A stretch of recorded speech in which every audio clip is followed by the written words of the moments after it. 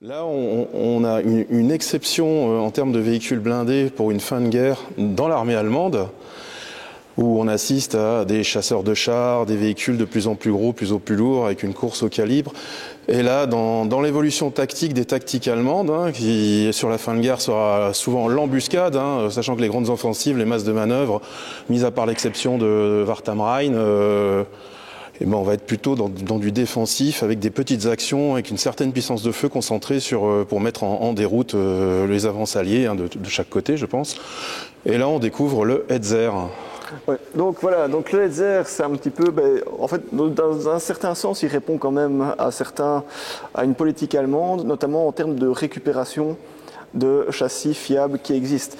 Parce que le chasseur de chars Hetzer, donc qui arrive au combat à la fin de la guerre, donc dans le courant de l'année 1944, est en fait un chasseur de chars qui est conçu à partir d'un châssis qui existe déjà depuis quelques années, celui du char 38T tchèque, mais voilà, qui est reconnaissable entre tous, qu'on voit ici avec ces grands galets.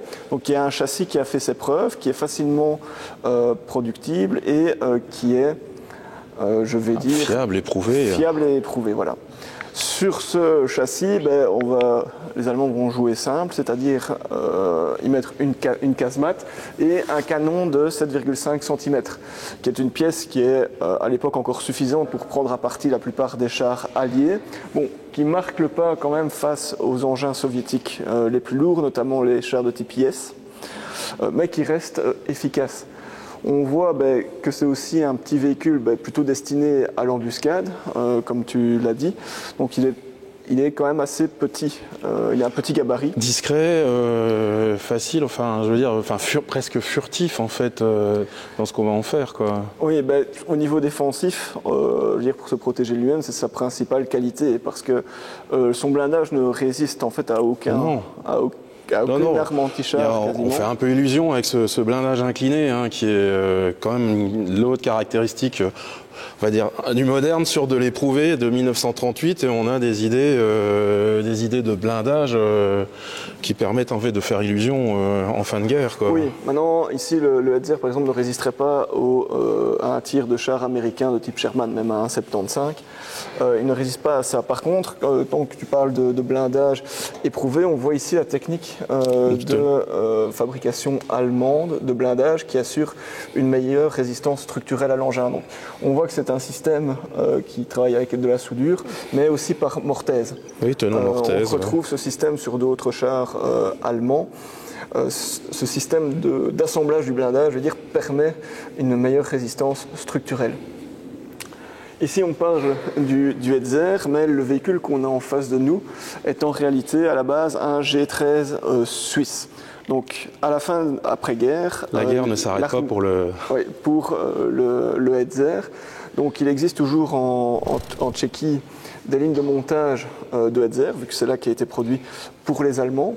Et la production, en fait, va continuer pour l'armée suisse. Donc voilà, après-guerre, il va être utilisé par ce pays.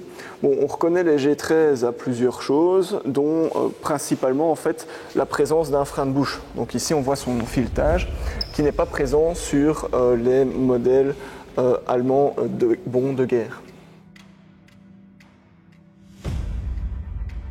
En 1943, sous l'impulsion de Heinz Guderian, qui réclame un Jagdpanzer doté d'une superstructure entièrement fermée et un véhicule très mobile, le Hetzer voit le jour en 1944 et sera produit à 2584 exemplaires en Tchécoslovaquie par les usines BMM et Skoda. Le principe de construction est de récupérer le châssis du Panzer 38T et de le modifier légèrement pour créer ce nouveau blindé. Ce chasseur de poche peut accueillir 4 membres d'équipage. Très léger, il pèse à environ 15 tonnes et dépasse à peine les 6 mètres de longueur. Pour cette fin de guerre, son blindage n'est pas très épais, avec 60 mm à l'avant et seulement 20 mm sur les côtés. Il est doté du canon de 7,5 cm PAC 39 de 48 calibres. Le véhicule est désigné Hetzer par l'armée britannique suite à des erreurs d'interprétation avec les modèles E10. Après la guerre, il sera toujours produit pour l'armée tchécoslovaque sous le nom de ST1 et pour l'armée suisse sous le nom de G13. Aujourd'hui, la plupart des Jagdpanzer 38T présentés sont en réalité des G13. Il resterait seulement 8 exemplaires authentiques, comme au musée des blindés de Les Amis, près de Prague en République tchèque.